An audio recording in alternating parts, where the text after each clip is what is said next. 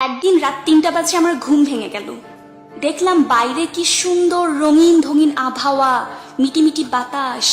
সবার নজর চুরিয়ে ছাদে চলে গেলাম।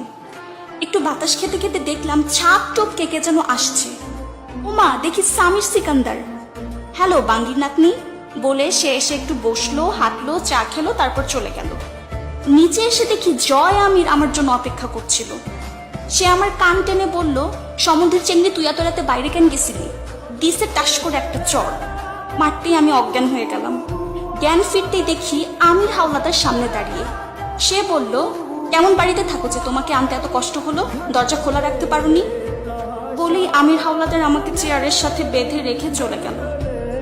পাতাল ঘরে আগমন হলো বাজের মতো দৃষ্টিধারী এক সুঠাম দেহি আর্মির, হাতে মোমবাতি। সে অর্ডার দিল, অয় জল্লা বাইর কর।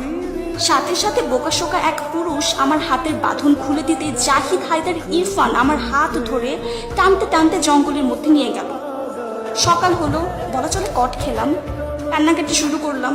কোথা থেকে ফারাজ এলাহি বেরিয়ে এসে বলল, এসব বড্ড ছোট লোকের ব্যাপার, কাইন্দ না বাল। সেখানে উপস্থিত হলো কয়েকজন বেটির। তাকে দেখে আমির, জাহিদ, জয় আমির, ফারাজ সব কোলে দৌড় মারলো। মেয়েগুলো আমাকে টেনে নিয়ে গেল। উকিল অন্তু বরচুরির কেস করলো।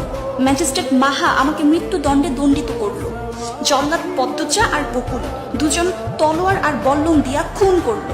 চিত্রা গায়ে আগুন ধরিয়ে দিল। প্রচন্ড গরম লাগলো। দাপাদাপি করে চোখ খুললাম, দেখি মা ফ্যান বন্ধ করে দিচ্ছে। অতিরিক্ত সুন্দর স্বপ্ন ভাঙার দায়ে মাকে পাতাল ঘরে পাঠাতে মন চাইল।